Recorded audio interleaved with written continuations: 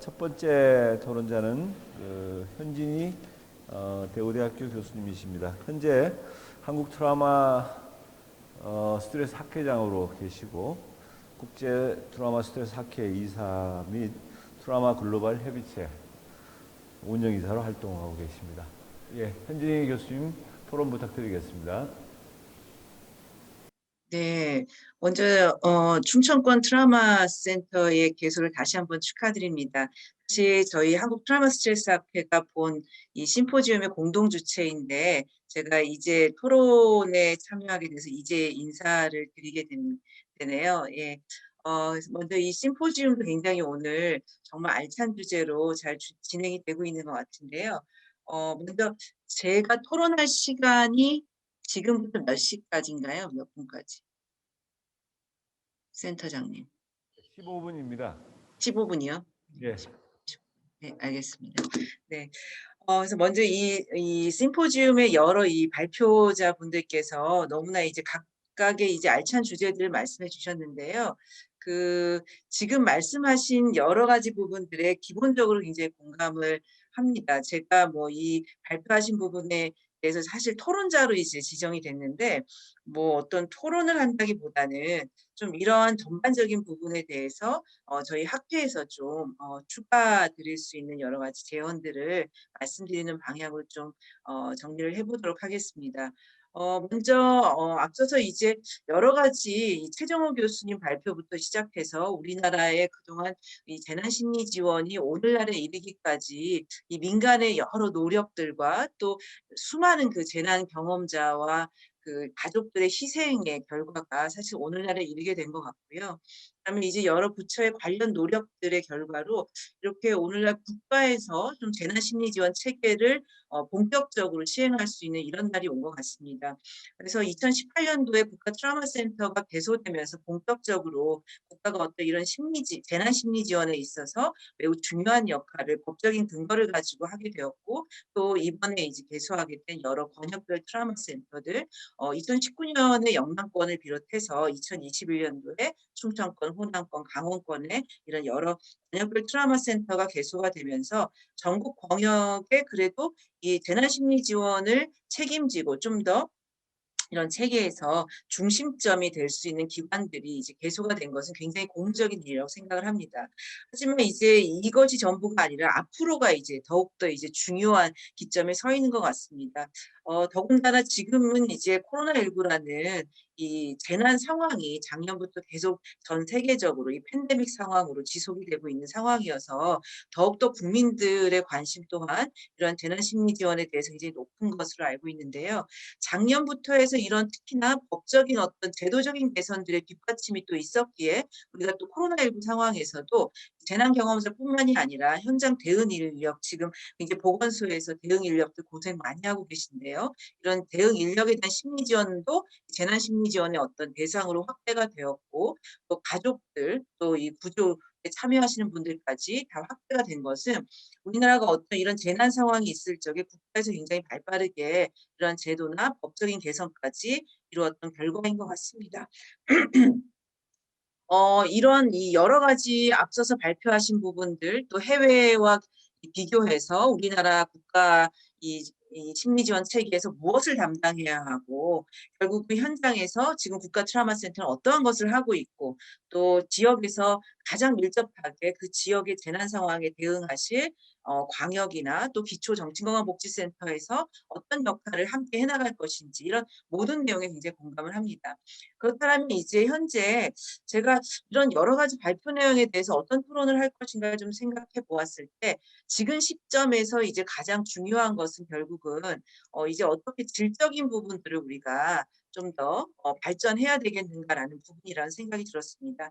그래서 이런 부분에서 이 앞으로 이 보건복지부, 유관 부처들, 또 국가 트라우마 센터, 권역별 센터, 또부터 광역, 기초센터, 유관기관들 전문가, 또 재난 생존자, 지역 주민들 이런 이 재난 심리 지원과 관련된 모든 사람들과 기관들과 전문가가 어떠한 맥락에서 함께 공존하고 회복해 나가야 할 것인가와 관련해서 저는 하나의 이론적인 좀 프레임워크를 오늘 좀 제안을 해드리고자 합니다. 이 해외에서 지금 재난을 이해하고자 하는 틀에서 가장 많이 사용하고 있는 최근의 모델은 사회 생태학적인 모델입니다.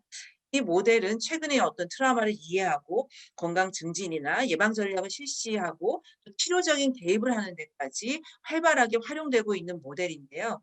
이 모델에서 중요하게 생각하는 세 가지 믿음은 이러한 여러 가지 개인과 조직과 지역사회와 가족을 둘러싼 이런 환경적인 요인이 이 개개인의 어떤 정서적, 신체적, 사회적 안정감에 매우 큰 영향을 미친다라는 걸 인정하는 것이고요. 두 번째는 건강이나 질병이나 이런 여러 결정 요인에서 개인의 생물학적, 행동적, 사회문화적인 요구도와 또한 그들이 어떠한 자원을 가지고 있느냐 이런 모든 것들이 합해져서 이 이후에 어떤 근본적인 방향을 결정한다라는 것이고요. 세 번째는 예방이든 개입이든 치료적인 접근에서든 개인이나 대인관계나 지역사회 시스템의 이런 전략들을 통합하는 게 매우 중요하다라는 그런 접근입니다. 그래서 이 사회생태학적인 모델은 이런 어떤 재난으로 인한 개인에게 영향을 미치는 위험 요인뿐만이 아니라 보호 요인에도 굉장히 집중을 하고 있고 예방뿐만이 아니라 치료, 회복에 이르기까지의 이 과정에서 이 모델이 여러 영향을 미친다라는 것을 이해하도록 하고 있습니다. 그래서 이게 이제 이 사회 생태학적 모델에서 추구하는 그 개념도인데요. 여기 이제 재난이 한번 발생을 하면 그 트라우마가 어떠한 맥락에서 우리에게 영향을 미치는가를 살펴보자면 한가운데 이 개인에 해당하는 것은 이 개개인의 그 트라우마를 경험하신 개인의 생리, 심리, 사회적인 어떤 특성들이 개인의 그 어떤 대응과 이후의 회복 과정에 계속 영향을 미친다라는 것이고요. 그다음 단계로 이 두 번째 원에 있는 대인관계라는 것은 가족, 친구, 그리고 지역 사회 이런 가족, 친구, 동료 등 그 가까이 있는 사람들이 영향을 미친다는 것이고요. 그다음에 이제 이 지역 사회와 조직과 관련된 부분은 이 개인에게 영향을 미치는 사회적인 지지 체계, 우리 사회적 지지 체계가 사실은 재난의 영향으로부터 회복되는 데 있어서 가장 큰 이제 긍정적인 보호 요인으로 알려져 있는데요. 이런 사회적 지지 체계 그리고 직장, 이웃, 기관들 이런 부분들이 또 중요하다는 거. 그다음에 이 사회적인 부분이 이제 가장 큰 맥락이라고 할 수가 있는데요. 뭐 경제나 의료 정책이나 사회 규범이나 정부의 제도 또 정치적 이념 이런 정책과 법을 의미합니다. 그래서 지금 코로나 상황에서도 우리 어떤 이런 제도가 굉장히 많은 영향을 미치고 있는 것을 볼 수가 있는데요. 지금 이렇게 국가적인 체계를 구축한 것 또한 이러한 어떤 큰 시스템화에서 사회적인 부분에 있어서 어떤 우리가 이런 체계를 갖춘 것에 이제 해당이 되겠죠. 그다음에 여기에 이제 가장 큰 둘레의 원에 있는 것이 시대적 상황입니다. 이런 사건이 발생한 그 시대의 어떤 중요성, 이 시대적인 상황이 이 사건에 어떤 맥락을 갖고 있고 어떤 의미를 갖고 있고 이러한 그 사건이 시대적으로 갖고 있는 이런 의미가 또 각자의 이런 수준에 영향을 미친다는 겁니다. 그런데 이런 원 안에 있는 것뿐만이 아니라 이렇게 또 이 획을 가로지르는 이런 큰 화살표에 해당하는 것들은 문화와 발달적인 개개인의 어떤 특성들 그리고 이 트라우마의 유형과 특성이 또한 이 맥락에 영향을 미친다라는 겁니다. 그래서 결국은 이렇게 트라우마 사건의 맥락이 이런 여러 수준에 걸쳐서 영향을 미치고 있고 이 초기의 반응이든 지속적인 반응이든 또 치료에 대한 요구사항, 또 예방, 개입, 치료 전략의 선택에서 그리고 또 회복을 촉진하는 방법에도 이러한 사건이 가지고 있는 여러 맥락은 매우 영향을 미칠 수 있다라는 부분입니다. 그래서 이러한 부분들을 잘 적용한 이 전략으로 해외에서 현재 가장 많이 쓰이고 있는 접근이 바로 이 트라우마 기반 실천이라는 전략입니다.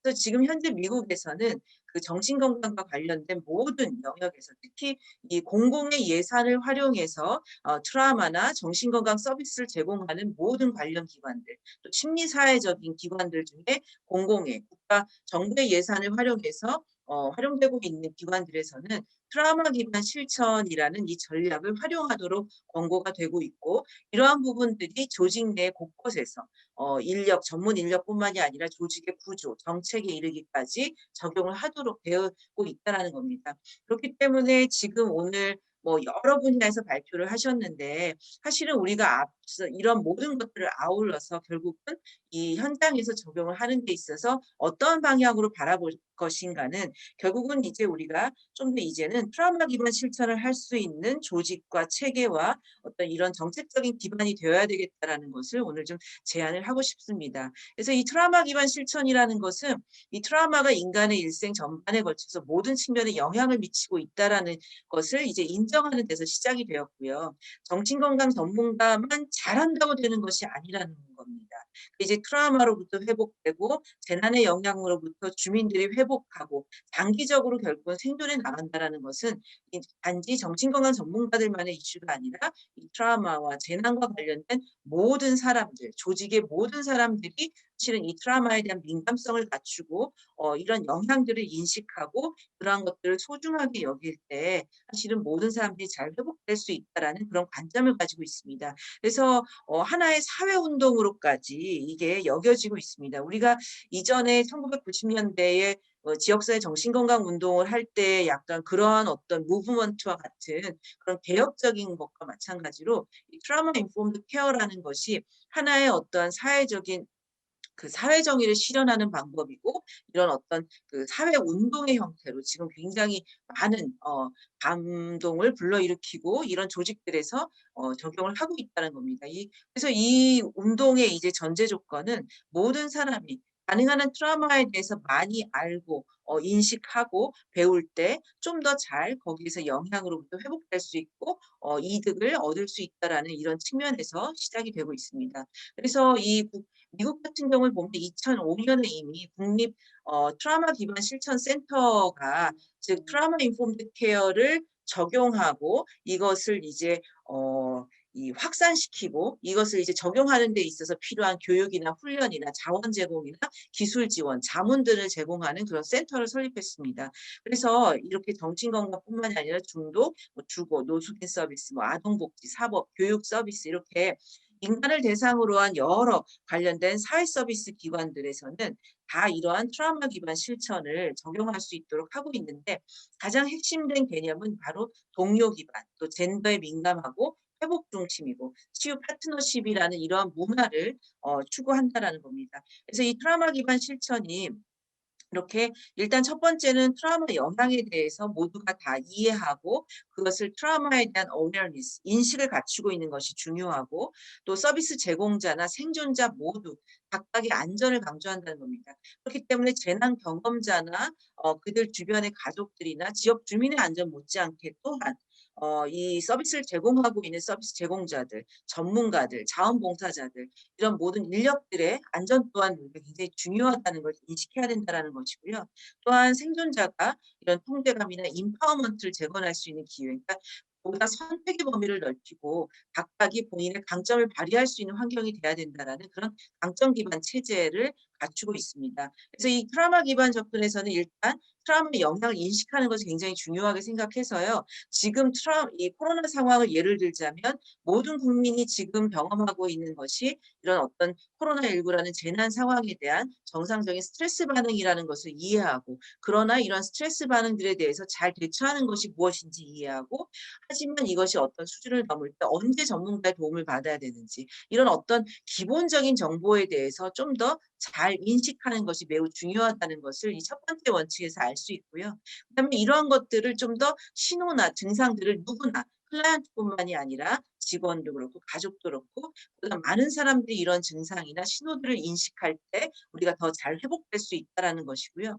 그다음에 이제 이러한 지식은 그냥 우리만 아는 것이 아니라 이것이 정책이나 절차나 실천이나 이런 모든 것들에 완벽하게 통합돼서 반응할 때 잘 이루어진다라는 것이고 모든 현장에서 전문가뿐만이 아니라 지역 사회에서는 한 번 트라우마를 경험한 사람들이 또 한 번 재경험하지 않을 수 있도록 하는 것만 힘쓰더라도 우리가 많은 부분들을 예방할 수 있다라는 겁니다. 그렇기 때문에 사실은 우리가 만나는 모든 재난 경험자들이 과거에 어떤 트라우마 경험을 했는지 이런 부분에 대한 민감성, 또 내가 함께 일하는 직원들이나 자원봉사자들이 가지고 있을 수 있는 과거의 어떤 트라우마 경험의 잠재적인 어떤 특성에 대해서 모두 다 인정하고 그런 것들에 민감하고 조심스럽게 접근을 할 때 우리 모두가 이런 트라우마의 영향으로부터 좀 더 부정적인 영향을 최소화할 수 있다라는 그런 접근 방법입니다. 그래서 이렇게 6가지 주요 원칙과 10가지 어떤 절차들을 제시하고 있는데요. 그래서 이렇게 안전을 우선시하고 또 신뢰를 기반으로 하고 일단 동료 지지 기반이 가장 중요하다고 이야기하고 있고요. 그다음에 협업과 상호 어떤 그 협력하는 것을 굉장히 중요하게 생각하고 있습니다. 저희가 이제 이 재난 현장에 보면 굉장히 다양한 부처, 다양한 전문가, 다양한 분야의 사람들이 함께 이제 이 협력을 하고 있는 것들을 볼 수가 있는데요. 그것만큼 이런 협업이라는 것이 트라우마를 최소화하는 데 있어서도 굉장히 중요한 요인이다라는 이야기를 할 수 얘기하고 있고 또 재난 생존자뿐만이 아니라 직원들, 자원봉사자들 모든 사람들의 목소리가 반영될 수 있을 때 트라우마는 최소화될 수 있다라는 거 그리고 문화적, 역사적 이런 성별 이슈에 대해서 우리가 민감해야 되겠다라는 이런 원칙들을 제시하고 있습니다. 그래서 이런 것들이 이렇게 이 10가지 영역에서 실행이 될 때 우리가 이런 트라우마에서 잘 회복될 수 있다. 그래서 지금 이렇게 권역별 트라우마 센터부터 해서 어떤 법안이나 뭐 이런 제도나 이런 노력들을 하는 이런 뭐 것부터 시작해서 리더십에서 이제 갖춰야 되는 어떤 트라우마에 민감한 것들, 그다음에 정책에 반영돼야 되는 거, 또한 우리가 일하고 있는 어떤 물리적인 환경, 또 업무에서 어떻게 관여하는 과정, 절차에서의 문제점들, 분야 간 협업하는 것, 또한 스크리닝하고 사정하고 치료하는 데 있어서 트라우마에 민감한 스크리닝을 할 수 있고 트라우마에 민감한 치료 전략을 우리가 익히고 그것을 적용할 수 있어야 되겠고요. 또한 훈련, 인력들은 반드시 이런 트라우마에 민감한 접근에 대해서 훈련받고 그러한 훈련받은 인력들이 현장에서 서비스를 제공할 수 있어야 된다라는 거. 그리고 이런 부분에 대해서 점검, 질 관리나 물론 예산 지원 그리고 평가가 함께 갖춰질 때 우리가 잘 대응할 수 있다라는 그런 부분입니다. 그래서 저는 오늘 이렇게 간단하게 이제 시간이 15분밖에 안 주어져서 간단하게 말씀을 드렸는데요. 결국은 우리가 지금 이제 막 본격적으로 제도화하고 있고 전문 인력을 양성화하고 있고 좋은 이제 근거 기반 실천들을 전문가에게 확대해 나가고 있는 아주 중요한 시점에 있는데요. 이때 우리가 또한 이런 어떤 우리가 어떠한 프레임워크로 어떠한 관점으로 또한 민감하게 현장에서 일을 하고 중요시해야 되는지 또한 다 같이 함께 기억했으면 하는 차원에서 트라우마 인포음드 케어라는 이런 해외에서 많이 활용하고 있는 이런 접근 방식을 오늘 좀 제안을 해봅니다. 네, 감사합니다. 네, 감사합니다. 현진 교수님. 예. 이어서 두 번째 토론 듣도록 하겠습니다. 정신건강정책관실의 이두리 과장님이십니다. 이두리 과장님은 현재 정신보건관리과장으로 정신건강복지센터 그리고 자살예방센터, 중독센터 그리고 새로 신설된 우리 트라우마 센터까지 각 지역의 커뮤니티 케어에 총괄되는 부분을 관리하고 계십니다. 예, 말씀 잘 들었습니다. 예, 복지부 정신건강관리과장 이두리입니다. 국가 트라우마 심리 지원을 본격화하다는 주제로 국가 트라우마 센터에 대한 트라우마에 대한 그간의 고찰 그리고 대응 상황, 외국 사례 그리고 현장의 프로세스에 대해서 좋은 말씀 잘 들었습니다. 회복과 공존의 의미를 잘 살려 앞으로 나아가야 할 방향에 대해서 준비해 주시고 제언해 주신 것에 대해 진심으로 감사 말씀드립니다. 트라우마 대응을 위한 국가 책임성이 보다 강화되어야 하며 그 역할을 앞으로 잘 감당해야 한다고 생각합니다.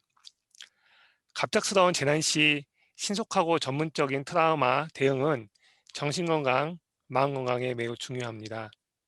국가 권역 트라우마 센터가 개소되고 체계가 갖추어졌다는 것은 트라우마 대응 능력이 한층 강화되어 국민의 마음 건강을 위해 보다 더 튼튼한 파수꾼이 될 수 있다는 뜻입니다.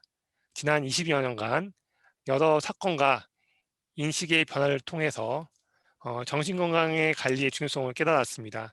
이에 따라 현재 전국에 260여 개의 정신건강복지센터가 확충되었는데 이 또한 현재 정신건강의 소중한 인프라입니다.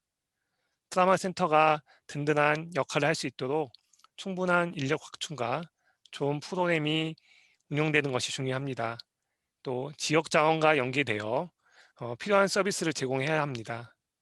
트라우마는 장기간 지속될 수 있기 때문에 국가 책임을 가지고 지속적으로 트라우마를 관리할 수 있는 체계가 잘 작동되어야 합니다. 물론 여전히 미흡한 부분이 많이 있습니다. 서비스를 제공하는 인력이 중요하다는 말씀에 공감합니다. 장기간 지속 근무가 가능하고 전문성을 발전시킬 수 있도록 인력의 처우 개선을 추진하겠습니다. 충분한 사업을 할 수 있는 인력 규모와 사업 기반, 그리고 재난 현장에서의 효율적인 심리 지원과 지속 관리 가능한 체계 구축, 그리고 재난 유관기관과의 연계 협조 등에서 앞으로 단계적으로 발전시켜 나가겠습니다. 국가 권역 트라우마 센터가 체계적 전문적인 심리 지원을 제대로 수행할 수 있도록 정부는 필요한 지원을 다하겠습니다. 국가 트라우마 센터가 전문성을 기반한 컨트롤 타워 역할과 충청권 트라우마 센터가 권역 내 효과적인 재난 심리전 역할을 수행하고, 또 정신건강 전문가와 트라우마 대응 현장의 전문 인력의 협력을 부탁드리겠습니다. 감사합니다. 그 전체적인 어떤 그 트라우마 센터 개소에 맞추어서 이게 전문가 단체들과 함께 조율하시겠다는 그런 말씀으로 받아들이겠습니다. 예, 고맙습니다. 이게 네 분의 발표와 두 분의 토론을 충분히 다 들었고요. 종합 토론 시간인데요. 예정보다 약간 이릅니다만은 질문 사항들이 많이 들어와서 몇 가지 답변 드리면서 토론이 들도록 하겠습니다. 첫 번째 질문 먼저 드리고 하겠습니다. 익명의 참가자가 최정호 교수님께 한국 사회에 여러 가지 재난이 계속되고 있는데 독일의 사회학자인 울리 백 이야기를 하면서 아마 제 생각으로는 그 울리 백의 책이 위험 사회인데 한국이 특히 위험하다고 아마 언급을 잠깐 했던 것 같아요. 그래서 이런 차원에서 국가 사회 차원의 심리 지원이 중요한데 여러 가지 대비와 대응도 좋고 복구도 좋은데 구체적으로 예방에 대한 중점을 두는 예방에 중점을 둘 수 있는 어떤 방안에 대한 것을 좀 특별히 좀 더 듣고 싶다 이런 질문이 올라왔습니다. 그래서 먼저 최정호 교수님께 질문 드리겠습니다. 예방 중심으로 방안을 말씀해 주십시오. 네, 뭐 제가 방안을 다 말씀드릴 수는 없을 것 같지만 네. 네, 제 생각은 좀 말씀드리면요. 결국은 우리가 제일 중요한 개념은 결국 생명, 사람값, 생명 존중 이런 거랑 연관이 됐다고 봅니다. 기본으로 따지면 우리나라가 사실은 솔직히 말하면 사람이 너무 많다고, 좀 지금 보니까 사람이 또 적어진다고 문제잖아요. 저출산되고 우리가 사람이 많으면서 그런데 그 사람을 별로 귀하게 여기지 않고 계속 살아왔던 것 같습니다. 그래서 사실은 우리가 했던 재난에 대해서는 아무리 비용이 들어도 안전이 우선이다라는 것들의 어떤 문화, 그런 개념 같은 거를 잡아야 이게 해결이 될 것 같은데요. 결국은 어떤 문화를 만들어 날 것이냐. 근데 문화가 만들어지더라고요. 저희가 보면 옛날에 그 버스 있잖아요. 버스에서 옛날에 버스를 타고 목숨 걸고 탔고 막 그다음에 떨어지지만 않으면 되고 그랬는데 지금은 사실은 버스에서 하차벨을 누르고 문이 열릴 때까지는 일어나지 마세요라는 문화가 정착이 되어가고 있습니다. 물론 우리가 급해서 빨리 일어나는 사람도 있지만 사실은 그게 순전히 안전이거든요. 근데 안전을 지키려면 비용이 많이 들어요. 시간이 좀 오래 걸리고 그런 여러 가지, 또 사람 버스 대수도 좀 많아야 되고 여러 가지가 있는데 어쨌든 우리가 보면 여러 가지 무슨 뭐 산재 사고라든지 그런 것들 봤을 때 결국 비용을 좀 아끼지 않아야 되는, 그러려면 이제 사람값이 크다, 너무너무 어떤 거하고도 비교할 수 없다라는 것들의 문화가 이루어져야 될 것 같거든요. 그래서 사람이 너무 귀한데 우리는 이제 사람을 너무 정치에서도 그렇고 저 인간은 죽일 인간 뭐 이런 식으로 보면서 사람값을 안 하게 칩니다, 진짜. 실제로 보면 저희가 옛날에 아시아나 항공 그 추락 사건, 뭐 추락은 아니죠, 하여튼 불시착도 아니고 꼬랑지 하면서 이제 부딪힐 거니까 근데 그런 사건이 있었는데 그 소송을 하면서 한국 법정에 재판을 건 거와 미국 법정에 재판을 건 것이 거의 100배 차이가 났습니다. 그 어떤 지원이라든지 이런 것들 따지면 같은 한국인이라도요.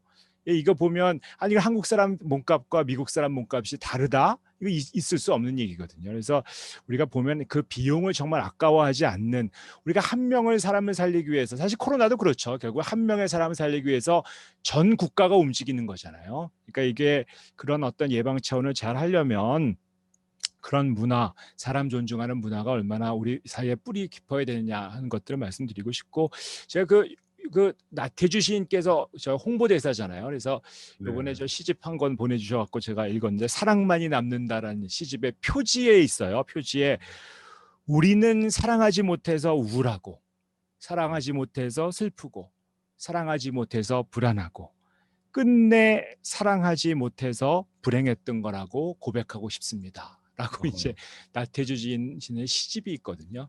그러니까 네. 사람을 사랑하는 문화, 이런 것들이 돼야 돼. 그래야 예방이 된다. 그래서 사람 하나를 얼마나 사랑하고 살 것이냐가 우리의 제일 중요하다는 것이고, 우리 사회가 사람을 사랑하지 못해서 이렇게 불행하고 힘든 것 같습니다. 근데 그런 것들에서 우리 정신건강 전문가들이 정말 사람 사랑하는 그런 문화를 만들어 나가는 것들이 예방에 굉장히 중요할 것이다. 이렇게 생각드립니다. 네.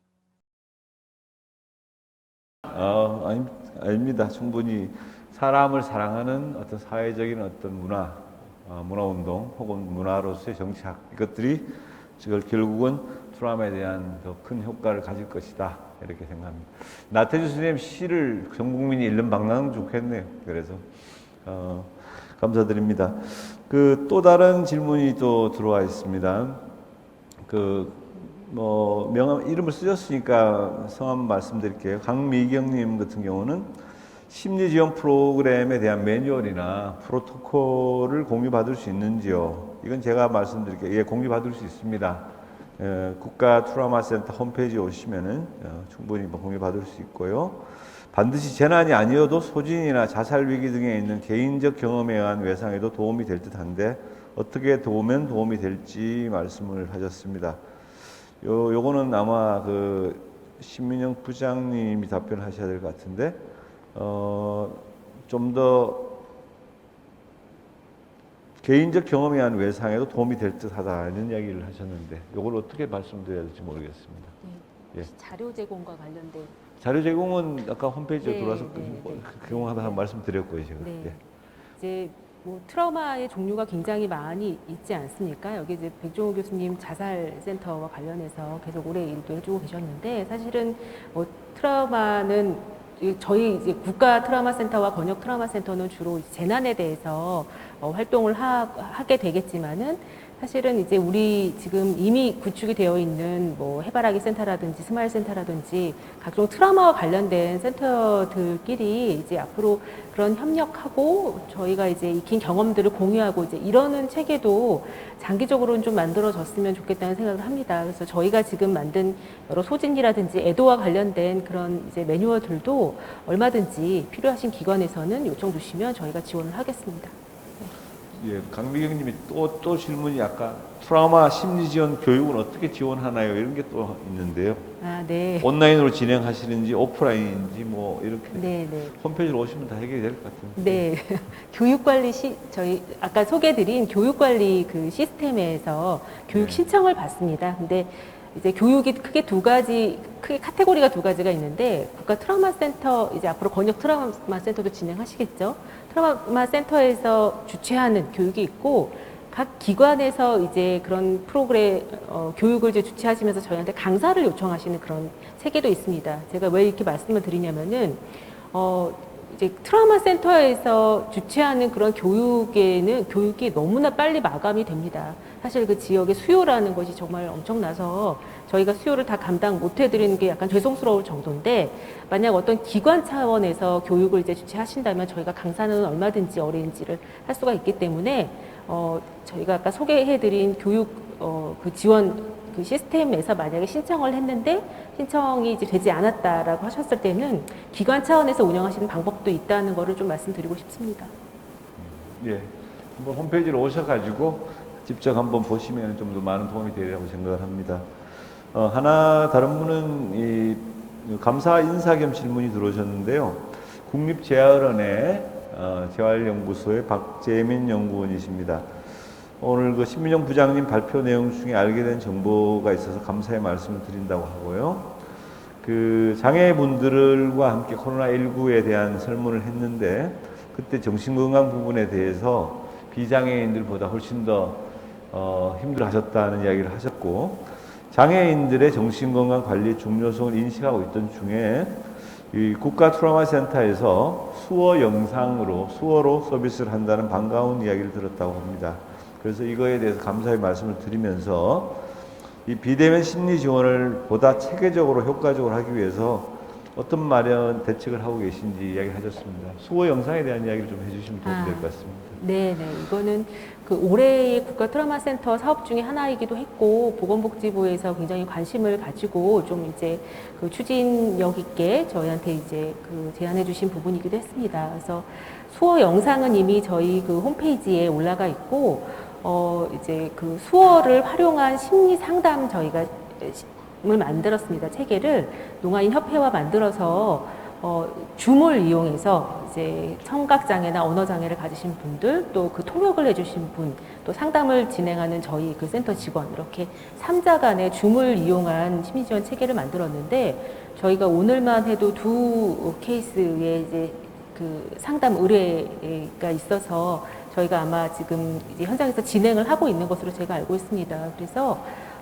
이제 이런 좀 의미 있는 시작이라고 생각이 드는데요. 저희로서도 지금 처음 해보는 뭐 3자로 하는 또 통역이 이제 끼어 있는 뭐 이런 그 온라인 대면 이런 체계를 저희도 처음 시도해 보는 건데, 앞으로 저희가 계속 이제 불편함이 없도록 계속 살펴보면서 현장에서 이제 유용하게 사용하실 수 있도록 계속 홍보해 나가겠습니다.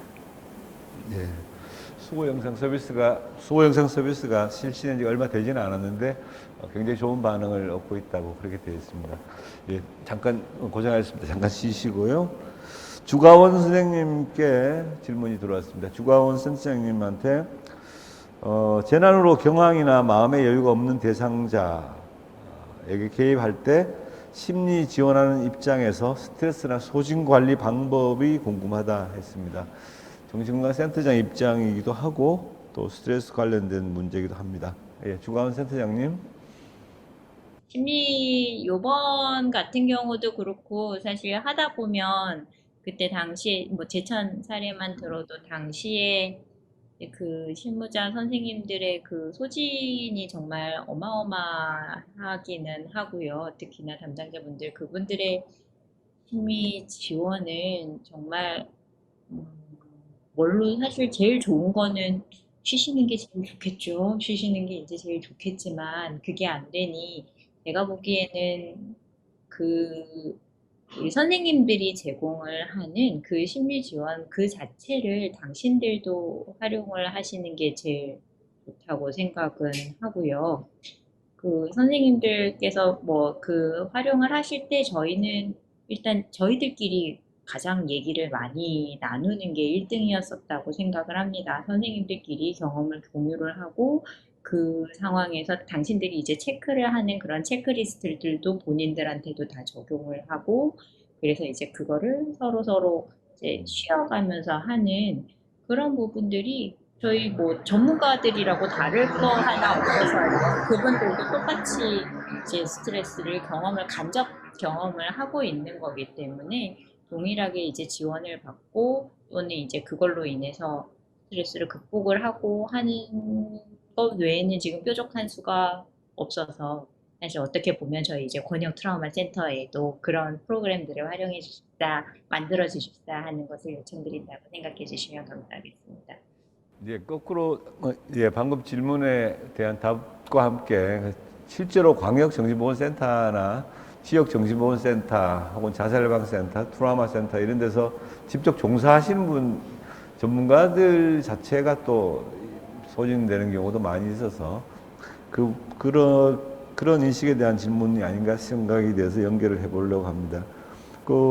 소영 과장님 어떻게 생각하세요? 이게 박하늘님이 그런 질문을 하셨는데, 재난 트라우마 프로그램이 힐링 캠프 외에 비대면이나 온라인으로 가능한 프로그램이 있나요? 하면서 왔습니다. 일종의 재난 프로그램에 종사하는 사람에 대한 소진 관리 프로그램의 일환인데 그 직접적으로 경험을 좀 뭐 그전에도 하셨던 부분도 있으실 것 같기도 하고. 예. 네. 방금 이제 주가원 센터장님께서 말씀하신 대로 정말 최선을 이제 휴식을 드리는 거죠. 재난 상황에 종사하시는 근무자분들이 소진되셨을 때 가장 좋은 거는 이제 휴식인데 실제로 현실적으로 어렵고, 그래서 저도 마찬가지로 주가원 센터장님처럼 이제 동료 그룹에서 서로 지지하면서 서로 소진되지 않도록 서로 버팀목이 되어주는 것이고요.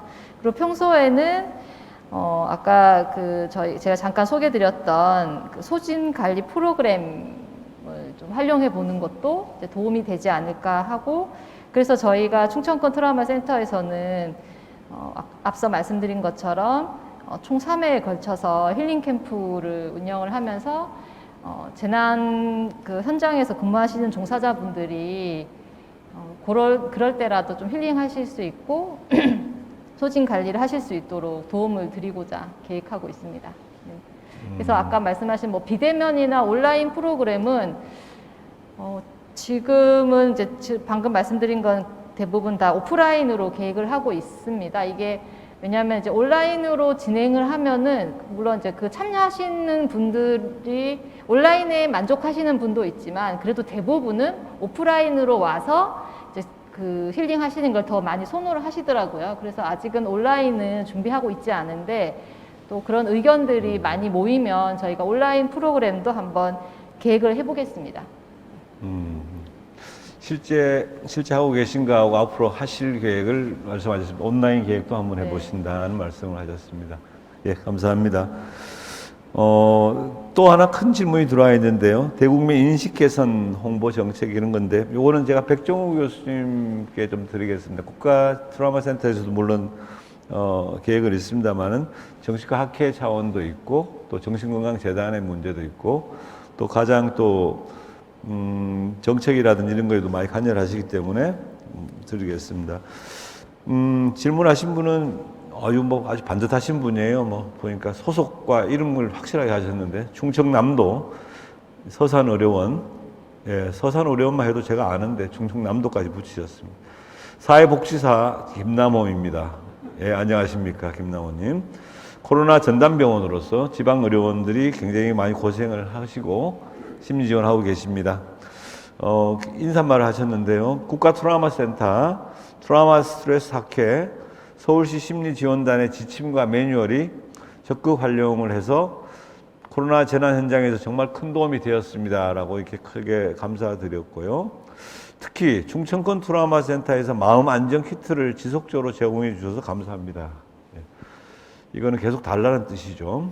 그리고 작년 9월부터 200명의 심리 지원을 하였는데 우울 불안만이 아니라 중요한 것이 낙인에 대한 불안감을 많이 호소합니다. 낙인. 그리고 실제로 조사를 해보니까 그 직장이나 마을 안에서 코로나 양성이 된 거에 대해서 부정적 편견으로 해서 사회적으로 이렇게 좀 위축되는 현상들이 많이 있습니다.